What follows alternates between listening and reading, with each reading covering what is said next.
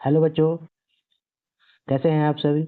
जो भी बच्चे इस वीडियो को देख रहे हैं इस वीडियो को लाइक और अपने दोस्तों में शेयर कर दीजिए, और जो बच्चे नए हैं उस चैनल को सब्सक्राइब कर देंगे, ताकि आर्ट्स क्लास 12 से संबंधित जितने भी विषय हैं उससे संबंधित वीडियो आपको आप तक पहुंच सके, और किसी प्रकार की यदि कोई सूचना है या एग्ज़ाम से संबंधित है वो भी सूचना आपको आसानी से प्राप्त हो सके। तो आइए आज इस वीडियो में हम लोग इंग्लिश के प्रोज तीन चैप्टर की, पहला तो इंडियन सिविलाइजेशन एंड कल्चर का, दूसरा भारत इज माय होम, और तीसरा अ पिंच ऑफ स्नफ। ये तीन चैप्टर के ऑब्जेक्टिव हम लोग देखेंगे और यहाँ उसे समझने का प्रयास करेंगे। जो भी अभी तक एग्जाम में पूछे गए या पूछने जाने की संभावना है हम लोग इस वीडियो में देखेंगे। तो आइए हम लोग शुरू करते हैं। तो आप देख पा रहे होंगे कि ये इंग्लिश प्रोज का टोटल कुल हम लोग 47 ऑब्जेक्टिव हम लोग देखेंगे, और ये इंपॉर्टेंट है जो एग्जाम में आपसे पूछे जा सकते हैं। तो एक एक करके सब लोग इसको समझेंगे और हम लोग इसको बनाते जाएंगे। तो आप भी, जो भी बच्चे इस वीडियो को देख रहे हैं, या तो इसका पीडीएफ मेरे टेलीग्राम चैनल पर से आकर के आप डाउनलोड कर लें, या इसे अपने एक नोटबुक पेन से लेकर बैठ जाए, ताकि इसे आप समझते जाए और लिखते चले जाए, नेक्स्ट नोट करते चले जाए। Gandhi has written the lesson, Mahatma Gandhi के द्वारा कौन सा चैप्टर इसमें लिखा गया है? तो आप जानते हैं कि पहला जो चैप्टर है इंडियन सिविलाइजेशन कल्चर, किनके द्वारा लिखा गया है? महात्मा गांधी के द्वारा। तो हमारा ऑप्शन सी हो जाएगा, ये राइट आंसर हो गया यहाँ पर पहला का। ठीक, हम लोग अब सेकंड देखेंगे। सेकंड है हमारा, फिरौन कहाँ के प्राचीन शासक थे? ये आपका दूसरा जो क्वेश्चन दिया गया है, फिरौन कहाँ के प्राचीन शासक थे? तो आपको पता है कि ये कहाँ के थे? मिस्र के थे। दूसरा का ऑप्शन हो जाएगा हमारा बी हो जाएगा। देखिए, इस वीडियो में जो भी बच्चे इंग्लिश का बच्चों के लिए इंग्लिश का हिंदी जो दिया बताया जा रहा है उसे ध्यान से सुनेंगे और समझेंगे, क्योंकि जो बिहार बोर्ड के बच्चे होते हैं इंग्लिश थोड़ा उनकी कमज़ोर होती है, तो थोड़ा ध्यान से इसको एक दो बार देख लेंगे, समझ लेंगे और इसे सुनेंगे ध्यान से। चलिए आगे हम लोग देखते हैं। तीसरा है, मिस्र के शासक कौन थे? तो अभी जस्ट ऊपर में हमने आया, फिरौन का नाम आया था इसमें, तो यहाँ पर हमारा क्या हो जाएगा? ऑप्शन डी हो जाएगा। तो ये तीसरा का राइट आंसर हो जाएगा डी। आगे चौथा देखते हैं, civilization is the state of development of, मतलब सभ्यता किसके विकास की अवस्था है? किसके विकास की अवस्था है? तो विकास हमेशा किसका होगा? लोगों का होगा। तो इसमें इसका राइट आंसर हो जाएगा पीपल, ऑप्शन ए हो जाएगा हमारा। नेक्स्ट पांचवा नंबर देखा जाए, गिब्बन इज एसोसिएटेड विथ, मतलब गिब्बन का संबंध किससे है? तो गिब्बन आपको पता होगा, कहानी जब मैं पढ़ाया था आप लोगों को, तो ये गिब्बन कहाँ किससे संबंध है? इटली से। तो राइट आंसर हो जाएगा हमारा ए हो जाएगा। नेक्स्ट देखा जाए 6 number, European civilization will mean blank a dash for India, मतलब यूरोपीय सभ्यता का भारत के लिए क्या अर्थ है? मतलब यूरोपियन जो सिविलाइजेशन का मतलब भारत के लिए क्या है? तो याद रखिएगा, यूरोपीय सभ्यता जब हमारे देश में आई थी तो आपको पता होगा कि उसने हमारे देश को क्या कर दिया? बर्बाद कर दिया, मतलब रूल। ये ऑप्शन हो जाएगा डी, सिक्स का आंसर डी हो जाएगा आपका। नेक्स्ट चलते हैं, simple living and high think is the base of, मतलब सादा जीवन और उच्च विचार किसका आधार है? तो ये आप जानते हैं, ये तो हमारे देश का है, तो ये हमारे देश का है, तो क्या हो जाएगा? Indian civilization, option number B हो जाएगा। नेक्स्ट देखते हैं 8 number, India glory is that it is, भारतीय गौरव यह है, मतलब भारतीय जो गौरव कैसा है? भारतीय गौरव कैसा है? इमोवेबल है, मतलब अचल है, ये बदल, मतलब कहा जाता है ये परिवर्तित नहीं हो सकता है। तो 8 का ऑप्शन हो जाएगा ए हमारा। अब 9 नंबर देखते हैं। 9 नंबर है, ब्लैंक फिल करना है यहाँ पर, was a spiritual leader than a politician, मतलब इसका हिंदी ये निकलता है, राजनेता से अधिक आध्यात्मिक नेता कौन थे? मतलब वो एक राजनेता नहीं थे, लेकिन अध्यात्म, स्पिरिचुअल मतलब आध्यात्मिक नेता थे। तो कौन थे इसमें? तो इसमें से आपको क्या ऑप्शन लग रहा है? तो एक ही हो सकते हैं, कौन है? महात्मा गांधी। उसमें कौन हो जाएंगे? Mahatma Gandhi, option number C आपका हो जाएगा।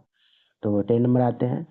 ये 10 नंबर तो आपको पढ़ने से लग रहा हो कौन लिखे होंगे, यदि जो किताब पढ़े होंगे, जो सुने होंगे, ये जरूर बता देंगे। My experiment with truth was written by, ये जो कि किताब है माई एक्सपेरिमेंट विथ ट्रूथ, ये किनके द्वारा लिखा गया है? तो ये महात्मा गांधी के द्वारा लिखा गया है। तो आंसर राइट हो जाएगा आपका बी। नेक्स्ट आते हैं 11 नंबर में, the mind is a restless bird. एक पैराग्राफ का ये सेंटेंस है। तो mind is a restless dash the most it gets the more its want. इसका हिंदी ये निकलता है कि मन एक अशांत है। क्या अशांत है? इसे जितना मिलता है उतना ही यह और चाहता है। क्या है? पक्षी है। पक्षी है तब ना, जितना इसको मिलेगा और वो चाहेगा। तो इसका ऑप्शन क्या हो जाएगा? ए। आपका राइट आंसर हो जाएगा ए। 12 नंबर में आते हैं,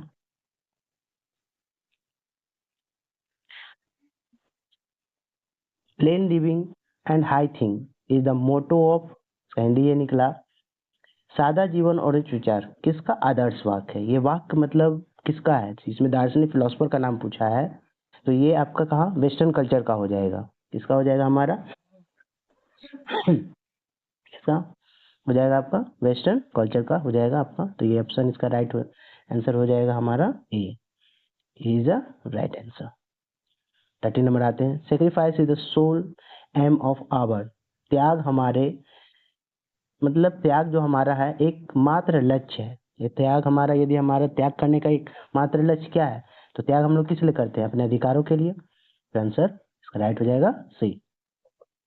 14 नंबर में, is a dead against blind imitation of the western civilisation.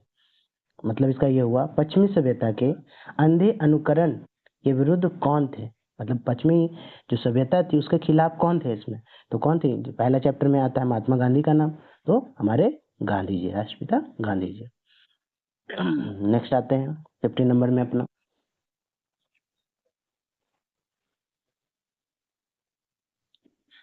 Where satisfied with the small village.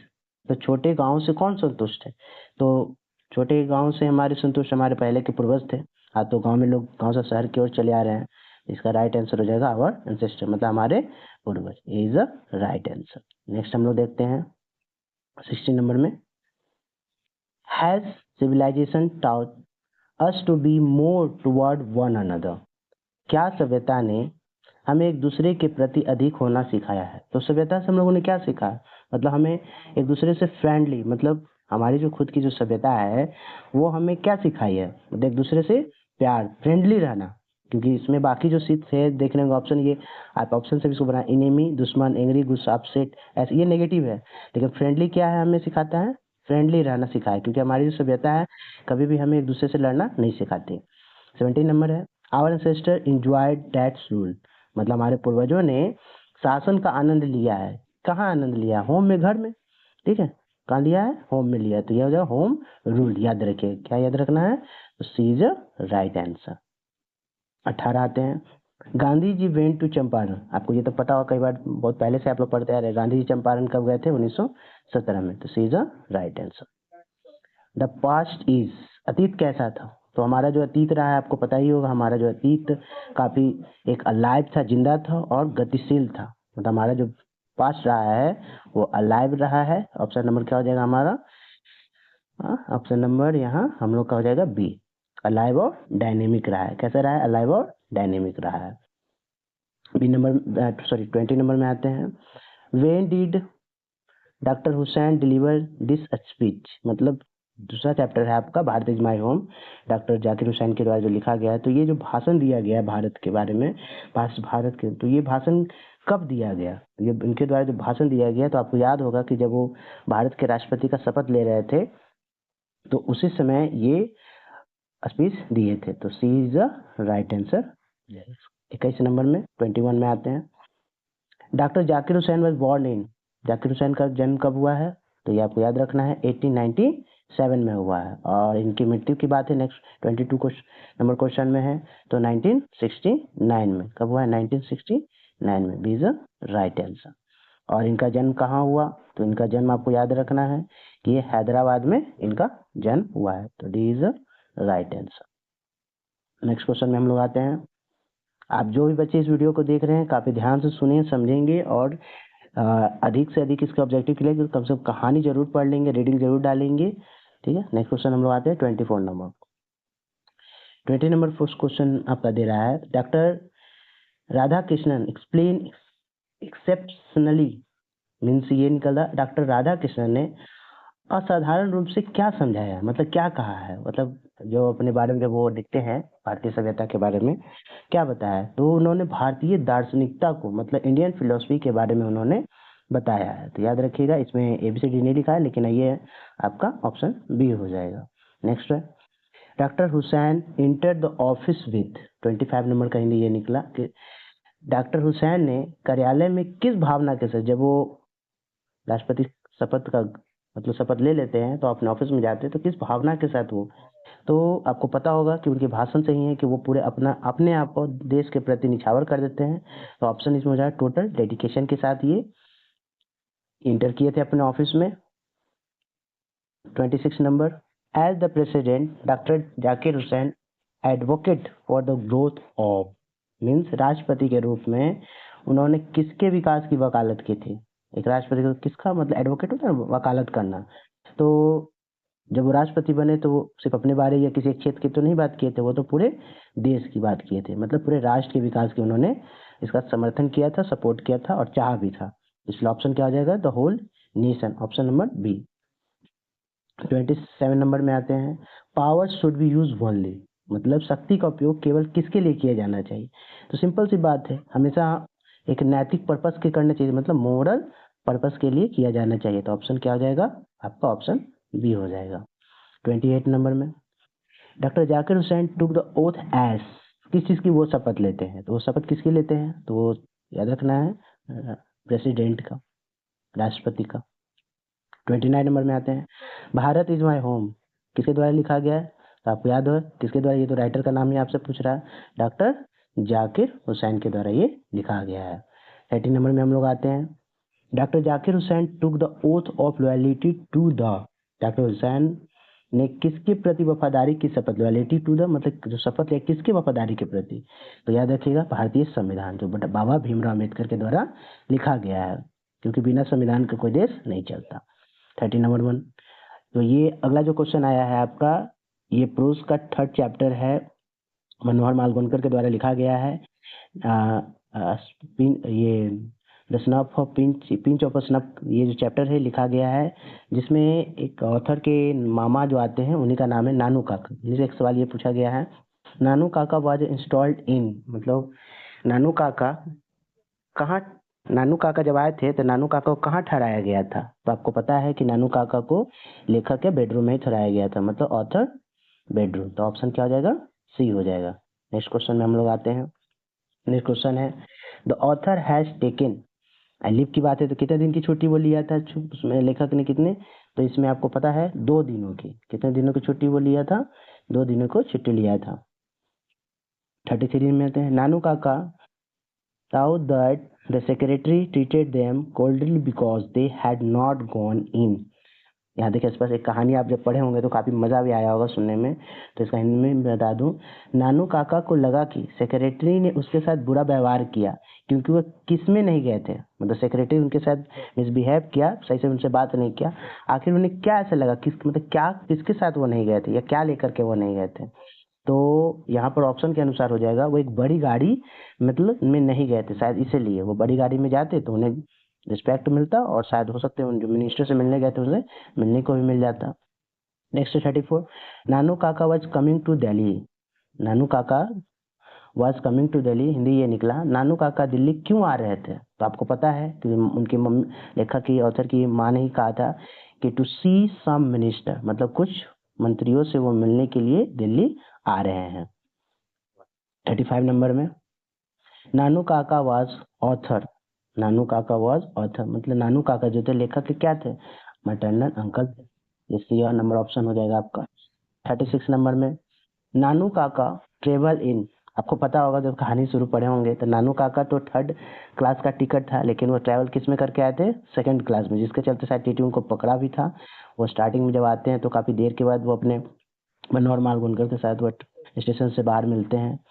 The basket content, टोकरी में क्या था, बास्केट में क्या था, तो आपको पता है एक लेडी से वो जब टकराए थे ऑथर, उसमें क्या था, बिल्ली, बिल्ली की आवाज आई थी उसमें से, ये हो जाएगा बिल्ली। अब पिंच ऑफ स्नफ, ये फिर आ गया, ये तो अभी है, ये जो कहानी हम लोग पढ़ रहे हैं, तो pinch of snuff written by Manohar Malgonkar, याद रखना है किनके द्वारा लिखा गया है, C is the right answer. 39 में आते हैं, नानू काका रॉट अ चेक फॉर ₹1, मतलब नानू काका ने चेक पर कितने रुपए लिखा था उसमें, और आपको पता होगा धोबी को दे दिया था 1000 का, तो ए इज अ राइट आंसर हो जाएगा हमारा। नेक्स्ट आते हैं, ये जितने भी ऑब्जेक्टिव है ध्यान से इसको सुन लेंगे, लिख लेंगे, नोट कर लेंगे, ताकि आगामी आपके जो भी 12th के एग्जाम है 2026 के आने वाले जितने भी एग्जाम है आपको स्कूल फाइनल एग्जाम 27 में जो होंगे उसमें सब में इम्पोर्टेंट है आपका। तो 40 नंबर क्वेश्चन में आते हैं, the second important person Nanu Kaka had the plan to meet. पहला तो वो मिनिस्टर से मिलने गए थे नहीं, अब सेकेंड वो कहता है दूसरे महत्वपूर्ण व्यक्ति कौन थे जिससे नानू काका ने मिलने की योजना बनाई थी, तो याद रखिएगा वेलफेयर मिनिस्टर से वो मिलने की उन्होंने योजना बनाया था, वेलफेयर मतलब कल्याण मंत्री से वो मिलने के लिए, तो C is a right answer. Ratiram was son of, Ratiram कहा जाता है किसका बेटा था, किसका बेटा था, तो याद रखना रतिराम है तो रतिराम ही बस उसमें लगा देना है, Sohan Lal Ratiram, B is a right answer. 42 नंबर में आते हैं, इज अ ह्यूमरस स्टोरी, मतलब एक हास्यात्मक कहानी, कौन है, मतलब एक हास्यात्मक कहानी है, मतलब तो ये ऑप्शन इसका क्या हो जाएगा, C is a right answer. Prince of snub, ये काफी हंसी भरा कहानी है। 43 में आते हैं, was coming to visit narrator family, लेखक के परिवार से मिलने कौन आ रहा था, याद रखिएगा नरेटर के परिवार से कौन मिलने के लिए आ रहा था, तो नानू काका आ रहे थे, जो मॉर्निंग में लेखक को बताया भी गया कि तुम्हारे मैटर अंकल नानू काका आ रहे हैं। 44 में देखते हैं, the speaker put on his white Jodhpuri and the dash turban, मतलब किस कलर का वो टर्बन पहने थे जोधपुरी कोट के साथ, याद रखिएगा, तो ऑरेंज कलर का, कौन सा कलर का पगड़ी उन्होंने पहना था, ऑरेंज कलर की पगड़ी पहनी थी। 45 नंबर में, inform the under secretary about the Nanu Kaka visit, किसके अवर सचिव, अंडर सेक्रेटरी का मतलब था अवर सचिव को नानू काका के आने की सूचना दी थी, मतलब किसको दी थी, नानू काका आ रहे थे तो माँ ने दी थी लेखक को, क्योंकि लेखक जो क्या था अंडर सेक्रेटरी था, हाल में उसकी जॉब लगी थी, तो आंसर हो जाएगा 45 का B is the right answer. 46 number में आते हैं, Nanu Kaka has a unique quality of telling, ये बहुत ही अच्छा सवाल पूछा है, सही बात है, उन पे जस्ता भी है। नानू काका में क्या कहने की अनोखी खूबी थी, झूठ बोलने की, क्या थी, झूठ बोलने की खूबी थी, क्योंकि कहीं भी वो जाते थे बड़ी बड़ी बात और झूठ भी बोलते थे। इस चैप्टर, अब इस वीडियो का लास्ट आपका क्वेश्चन है 47 नंबर, नानू काका portrayed himself as the hereditary astrologer of the Maharaja of, मतलब ये हुआ नानू काका ने खुद को कहाँ के महाराजा के वंशानुगत ज्योतिषी के रूप में पेश किया, मतलब कहाँ का बताया कि मैं यहाँ का ज्योतिषी हूँ, तो आपको याद रखना है कि उन्होंने कहाँ का बताया था, निन्नौर का बताया था, तो ये सी इज अ राइट आंसर हो गया। तो इस वीडियो में हमने class 12th rainbow English book के टोटल 47 ऑब्जेक्टिव हम लोगों ने देखा, और इसमें आपको 3 ही चैप्टर के ऑब्जेक्टिव इसमें बताए गए, इंपॉर्टेंट जो ऑब्जेक्टिव थे उसे जरूर एक सुन ले, जो भी बच्चे नए हैं वो एक बार फिर सुन ले, इसे ध्यान से वो पढ़ ले, और नए हैं तो सब्सक्राइब चैनल को जरूर कर ले, ताकि आने वाले समय में ये वीडियो आपके द्वारा आप इसे देख सके या कोई भी नई वीडियो आप तक पहुंच सके। ठीक है, धन्यवाद, फिर मिलते हैं हम लोग अगले वीडियो में।